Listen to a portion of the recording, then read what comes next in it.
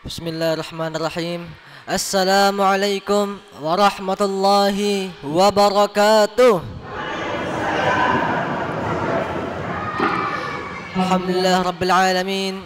Alhamdulillahilladzi ja'alana ummatan muhammadiyatan ummatan wasata linakuna syuhada bainan nas yaumal qiyamah wallati an'amana bi ni'matil iman wal islam wal ukhuwah wal karamah was salamah wa amarna bit tamassuk bi kitabillah wa sunnati rasulillah wa awjaba alaina al-amra bil ma'rufi wan nahyi 'anil munkar wa asyhadu an la ilaha illallah wahdahu la syarika lah wa asyhadu anna muhammadan 'abduhu wa rasuluh allati qad ballagha ar-risalah wa adda al-amanah wa kashafa al-ghummah wa jahada fillahi haqqa jihadih hatta ataahu al-yaqin. Allahumma shalli ala sayyidina Muhammad wa ala ali sayyidina Muhammad, amma ba'du. Apa kabar ibu-ibu? Alhamdulillah. Alhamdulillah. Sebelumnya mari kita berdoa sebelum kita mulai kajian pada pada sore hari ini. Marilah kita berdoa terlebih dahulu. Bismillahirrahmanirrahim. Alhamdulillahi rabbil alamin. Ar-Rahmanir Rahim. Maliki yaumiddin. Iyyaka na'budu wa iyyaka nasta'in. Ihdinas siratal mustaqim. Siratal ladzina an'amta 'alaihim ghairil maghdubi 'alaihim waladdallin. Amin. Raditu billahi rabba wa bil islami dina wa bi muhammadin nabiyya wa rasula. Rabbi zidni ilma warzuqni fahma. Amin. Sebelumnya ibu-ibu udah ada perintahnya? Udah. Ini karena kemarin belum diterjemahkan, hari ini kita terjemah terlebih dahulu. Suara saya terdengar, Bu? Baik. Itu di bawah itu kan ada tulisan di perintahnya itu, tulisan baitnya, tulis artinya di bawah baitnya. Yang pertama yang dari abda'u, paling awal. Yang pertama yang ada bismillahirrahmanirrahim, bawahnya langsung itu.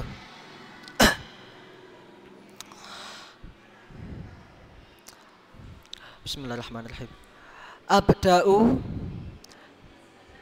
Abda'u saya memulai.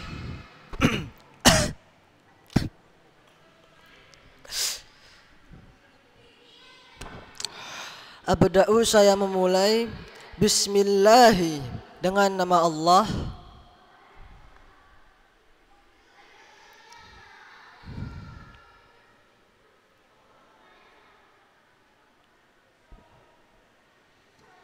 Warrahmani, yang maha pengasih.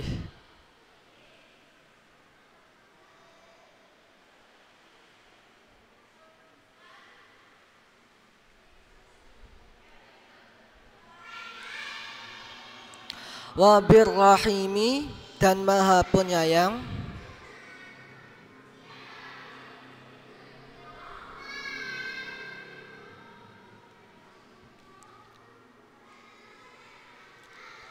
Daimi, yang selalu.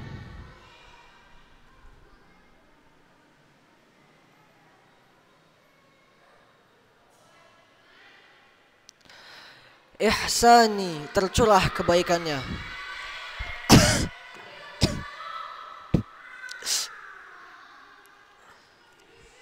Ada yang ketinggalan?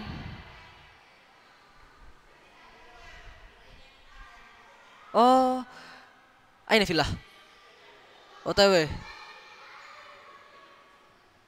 Lagi diprintkan. Sementara nanti ini kalau misal udah datang printannya, mungkin yang belum bisa nyontek yang sudah nulis. Saya lanjut. Falhamdu, maka segala puji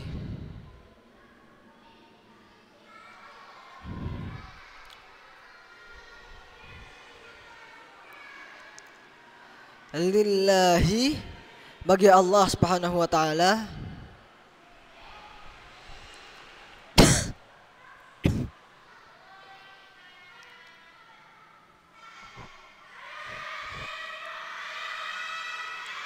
Al-Qadimi, yang maha mendahului,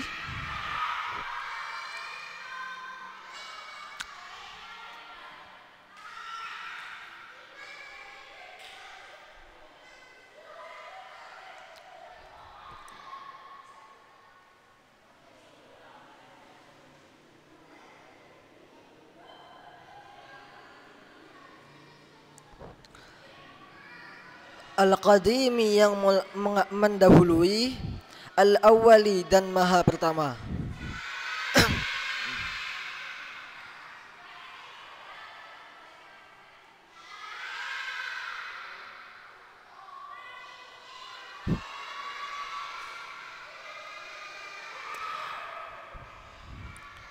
Wal akhiri, dan maha pertama. Mohon maaf. Ini yang awali artinya maha pertama, wal akhiri, dan maha akhir. Artinya maksudnya kekal.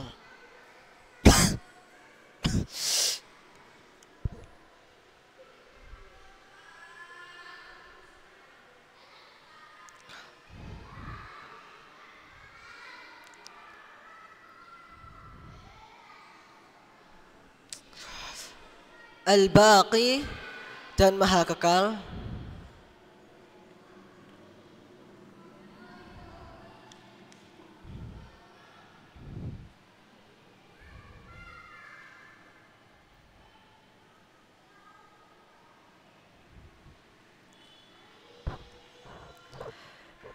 Bila tanpa,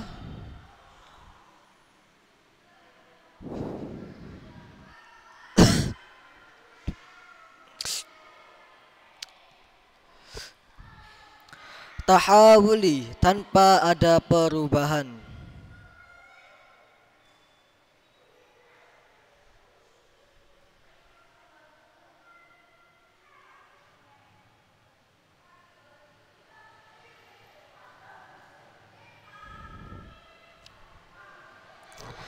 Summa, kemudian,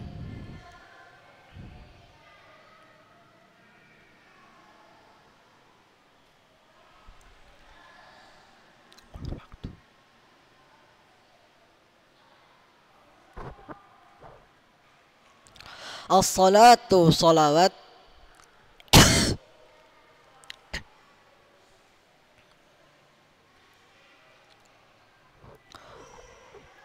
wassalamu, dan salam,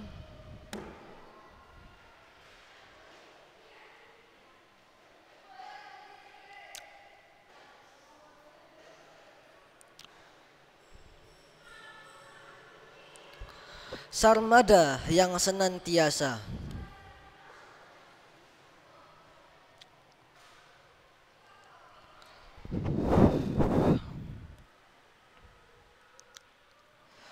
Ala, atas,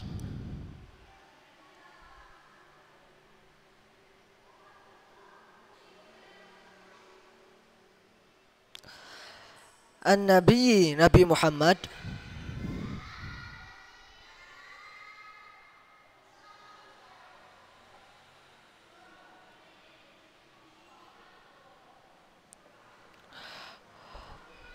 khairi, sebaik-baik,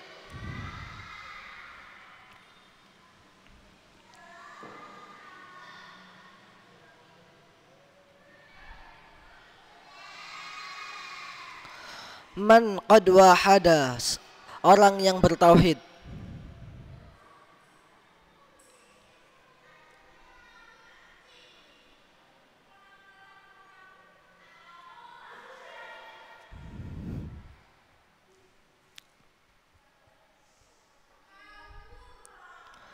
wa alihi, dan atas keluarganya,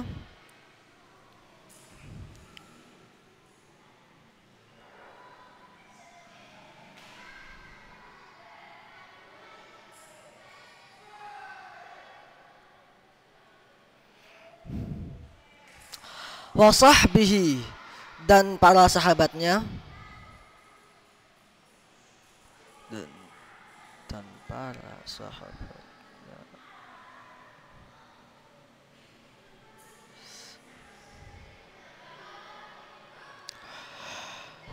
wa man tabi', dan siapa saja yang mengikuti.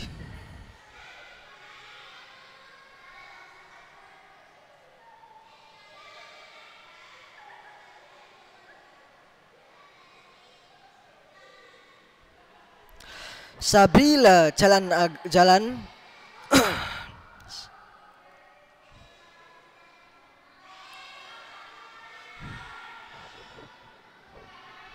dini, agama,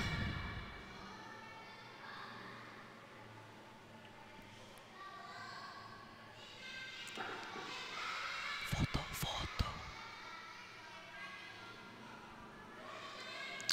haqqi, yang benar,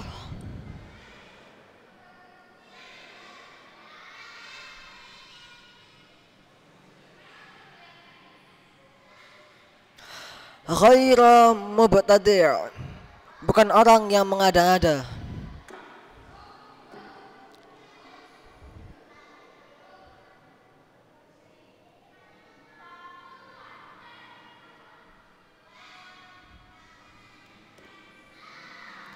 Ada yang ketinggalan? Nggak ada. Sip. Kemarin penjelasannya udah saya jelaskan di pertemuan sebelumnya. Pada pertemuan kali ini saya karena sudah masuk ke bab ketuhanan, sebelumnya saya ingin menjelaskan apa itu akidah.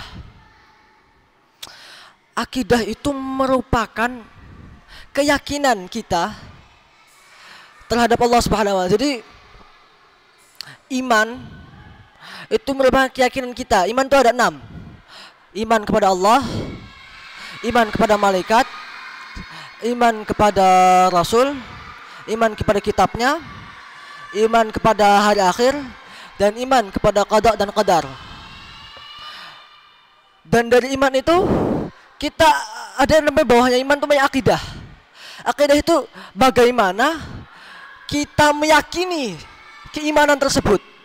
Sehingga akidah ini banyak sekali dan tanda kutip sektenya. Iman ini, jadi ada namanya usul, ada namanya furu'. Usul ini, usul akidah itu merupakan rukun iman itu sendiri. Bagi siapa yang melanggar rukun iman, maka dia telah kafir. Tetapi beda, kalau furu' itu bagaimana kita menafsirkan iman tersebut. Dalam Islam tuh banyak sekali perbedaan dalam akidah. Ada Syiah, ada Ahlu Aqwas Sunnah, ada Khawarij, Mu'tazilah, dan lain sebagainya. Banyak sekali. Kita Muhammadiyah, akidahnya Ahlu Haq was Sunnah. Aslinya sama kayak Ahlu Sunnah wal Jamaah, Ahlu Haq was Sunnah itu aslinya sama. Pencetusnya yaitu Abu Hasan al-Ash'ari. Sebelum saya jelaskan tentang Al-Haq wa Sunnah ini, saya ada satu penjelasan lagi. Kenapa kita harus berakidah? Karena jika kita tidak berakidah atau kita tidak memiliki akidah yang benar, maka kita akan disebut sebagai ahlul bid'ah. Apa itu ahlul bid'ah? Menambahkan atau mengurangi yang hal itu tidak sesuai dengan Al-Quran dan Sunnah. Dan barang siapa yang menambahi atau mengurangi hal-hal yang tidak sesuai dengan Al-Quran dan Sunnah, maka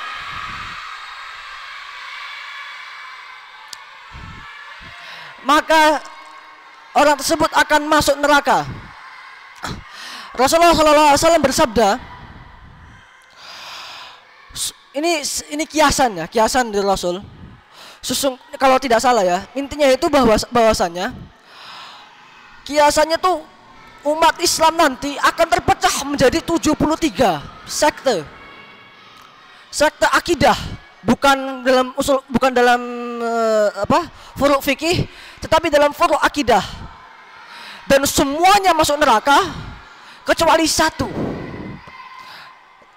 Dan di sini masuk neraka itu karena kan ahlul bid'ah itu pasti masuk neraka. Dan hanya satu dari 73 golongan ini yang akan masuk surga. Tetapi dari 73 ini statusnya mereka masih muslim. Tetapi muslim yang ahlul bid'ah. Sehingga apa? Ketika mereka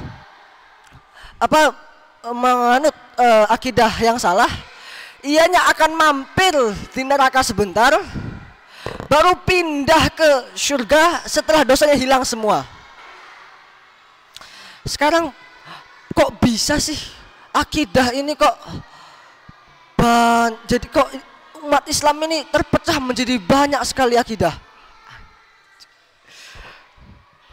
Jadi dulu pada masa Rasulullah SAW, setelah sepeninggal Rasulullah SAW, umat Islam mulai mendapatkan banyak persoalan yang itu tidak ada pada zaman Rasul. Akhirnya apa? Akhirnya adanya namanya ijtihad. Ijtihad dari soal fikih, soal akidah, dan lain sebagainya. Sampai suatu hari setelah Nabi Muhammad, sepeninggal Muhammad, pengganti Muhammad Abu Bakar, sepeninggal Abu Bakar Umar, sepeninggal Umar Utsman, sepeninggal Utsman Ali. Lah pada zaman Ali ini ada namanya fitnah. Fitnah pertama dalam sejarah umat Islam. Fitnah ini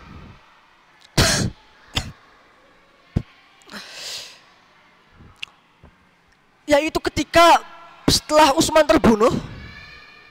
Setelah Utsman terbunuh ini banyak sekali terjadi fitnah. Ali naik sebagai sebagai khalifah. Tetapi ada yang nggak mau dukung Ali.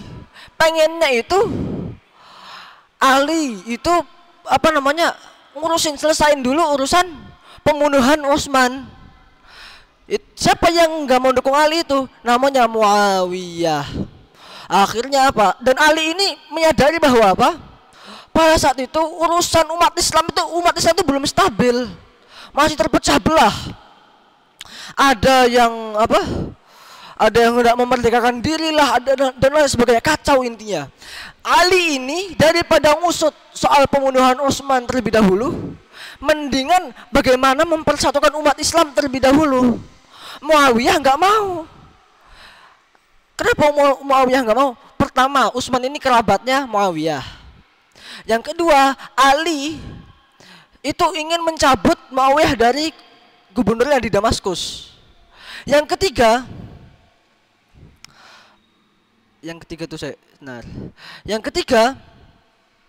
Muawiyah ini merasa bahwa Ali sebagai khalifah itu statusnya tidak sah.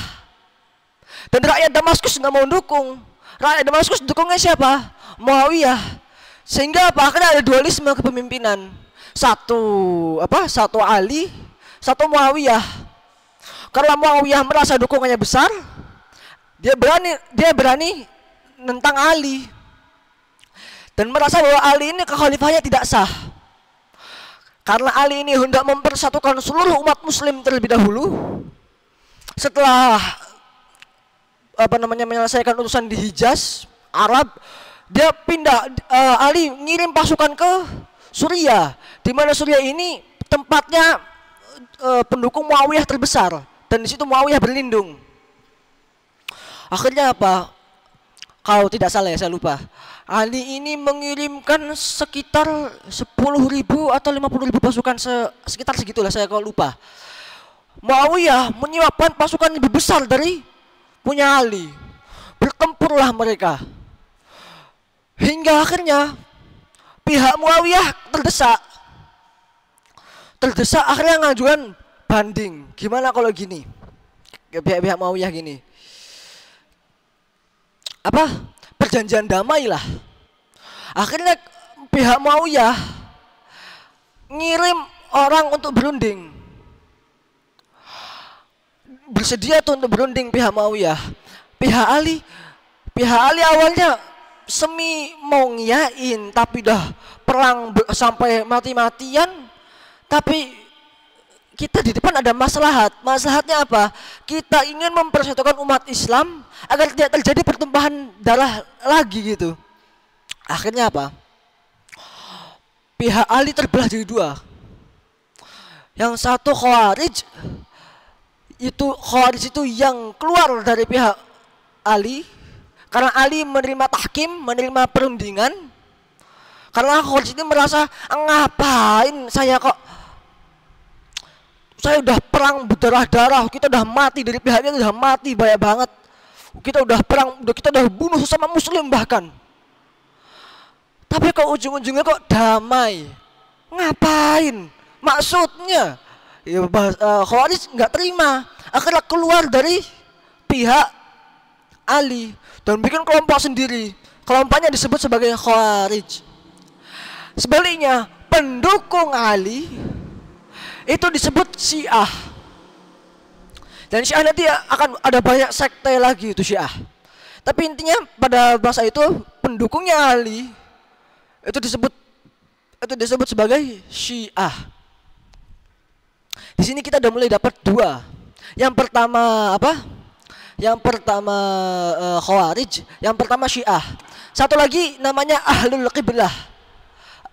Ahlul Qiblah ini orang yang masih percaya, orang yang percaya terhadap rukun iman, tetapi belum akidahnya tuh masih belum ada akidah pasti. Intinya percaya dengan rukun iman intinya.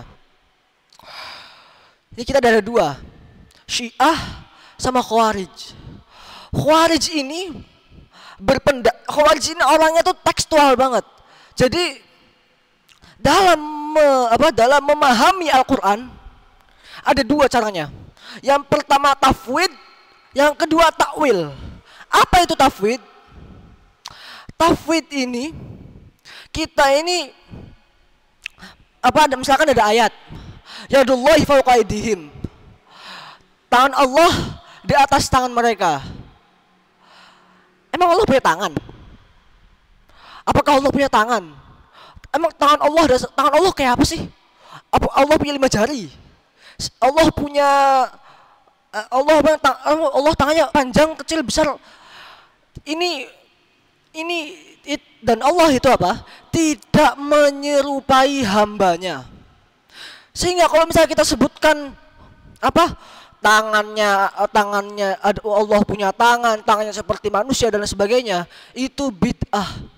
Tapi Khawarij memahami Al-Quran itu secara tekstual.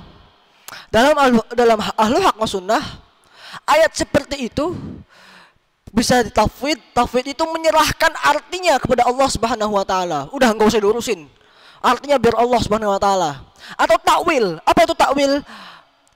Kiasan. Mencari kiasan dari ayat tersebut.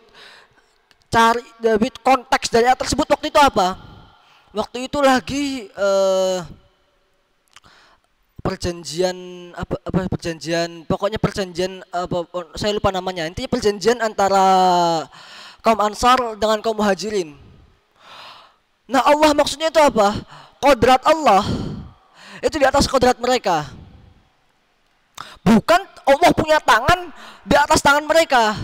Karena waktu itu pas perjanjian semuanya tangannya itu di atas tangannya itu gini. Nah, bukan berarti Allah juga ikut gini, enggak. Allah itu maksudnya itu kodrat Allah di atas kodrat mereka. Tetapi Khawarij memahaminya Allah punya tangan dan lain sebagainya. Akhirnya apa? Mereka disebut sebagai ahlul bid'ah. Ini salah satu contoh perbedaan antara Khawarij dan Ahlul Haq wa Sunnah.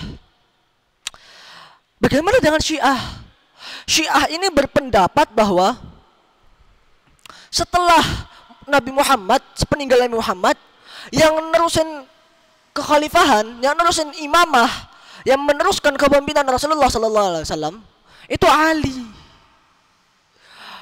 bukan Abu Bakar. Sehingga Syiah nggak mau mengakui Abu Bakar ini nggak sah kekhalifahannya.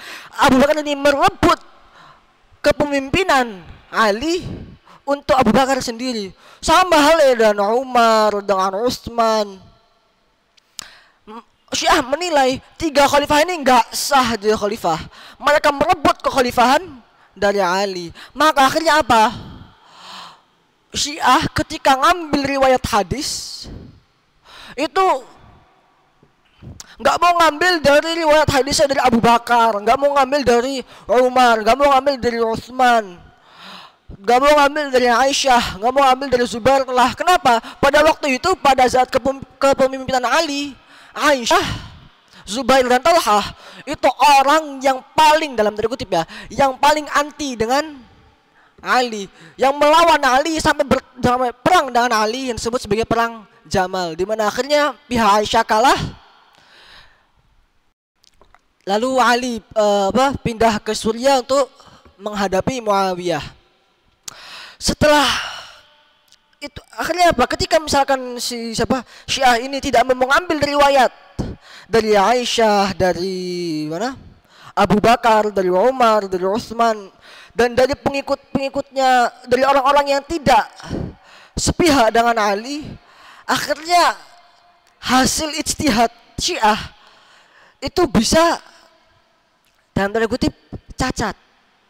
Karena tidak mau mengambil hadis dari Aisyah atau dari hadis-hadis yang perawinya itu anti atau pada saat itu tidak sepihak dengan Ali. Setelah Ali berhasil mengalahkan Muawiyah pada pertempuran Siffin, Ali dibunuh oleh orang yang awalnya sepihak dengan Ali, lalu keluar. Siapa itu? Khawarij. Khawarij merasa Ali ini nggak bener, penyebab umat Islam sekarang gonjang-ganjing, perang saudara terus. Itu pertama gegara Ali, yang kedua gegara Muawiyah, yang ketiga gegara Amr bin As. Akhirnya apa? Khawarij ngirim orang untuk membunuh Muawiyah, Ali, dan juga Amr bin As. Dan ketika Khawarij mengirim utusan untuk membunuh ketiga itu, Ali terbunuh, Muawiyah selamat, Amr bin As lagi sakit. Sehingga apa? Yang dibunuh itu bukan Amr bin As, karena ketika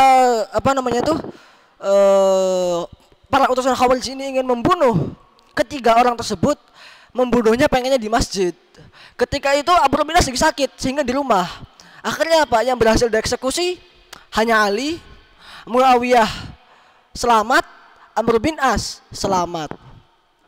Karena Ali terbunuh, Hasan bin Ali naik. Tapi karena kalah secara politik, dan secara politik payah, akhirnya nggak ada yang dukung, yang dukung Hasan. Itu cuma orang Madinah. Sisanya dukung Muawiyah semua. Akhirnya apa? Hasan menyerahkan jubah kekhalifahannya ke Muawiyah, sehingga Hasan turun dari kekhalifahan, Muawiyah naik sebagai khalifah yang sah memimpin umat Islam. Pada zaman Muawiyah ini hidup seorang ulama bernama Hasan al-Basri. Hasan al-Basri ini dia tuh nggak mau Hasan al-Basri ini dia tuh nggak mau ikut campur urusan politik, pengennya netral. Pada suatu hari ada seorang muridnya bernama Wasil bin Atha. Wasil bin Atha ini dia bertanya pas lagi belajar dengan Hasan al-Basri. Wasil bin Atha ini tahu-tahu bertanya kepada Hasan al-Basri, "Wahai," bahasa gampangnya, "wahai kiai, bagaimana pendapat Anda tentang umat muslim yang berperang, yang membunuh satu sama lain?" Hasan al-Basri nggak mau jawab karena ini urusan politik. Kepleset lidah sedikit bisa ditangkap sama pemerintah. Atau misalnya dia jawabnya pro Syiah, ditangkap sama pemerintah. Dia pro pemerintah, dia bisa bermasalah sama Syiah. Akhirnya Hasan al-Basri milih diem, nggak mau jawab. Ketika itu akhirnya Wasil bin Atha bilang gini, sesungguhnya orang-orang yang yang berperang satu sama lain, muslim di dunia tapi kafir di akhirat. Artinya apa? Ketika dia di dunia, dia dihukumi sebagai muslim, dia masih wajib sholat, dia kalau punya istri muslim tidak perlu diceraikan, dia masih sah menjadi imam, jika dia jadi imam di masjid dia masih sah, dan lain sebagainya. Karena kalau udah kafir, kalau kafir statusnya itu udah nggak bisa, dia harus menceraikan istrinya, dia tidak boleh dikubur di perkuburan muslim, ketika dia jadi imam dia tidak sah, dan lain sebagainya. Implikasinya banyak. Tetapi ketika dia di akhirat, dia dihukumi sebagai orang kafir. Orang kafir apa? Masuk neraka, khalidina fiha. Masuk neraka jahanam, khalidina fiha. Atau disebut di Mu'tazilah terkenal sebagai manzilun bainal manzilatain. Kita ada 3 nih, Syiah, Khawarij, dan juga Mu'tazilah.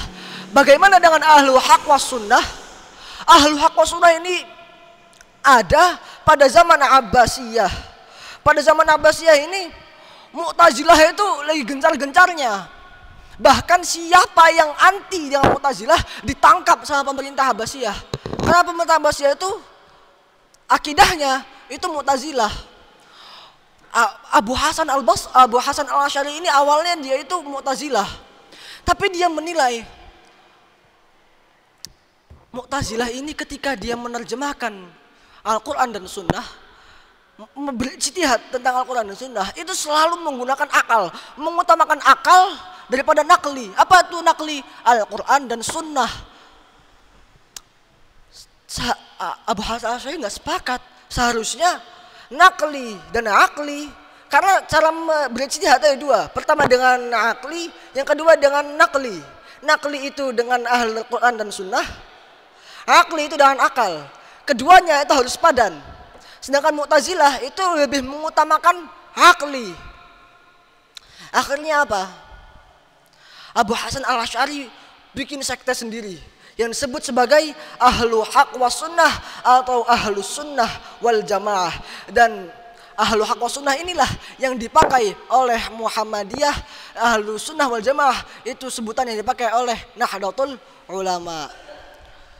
Karena aslinya ini penjelasannya panjang, tapi karena waktunya sudah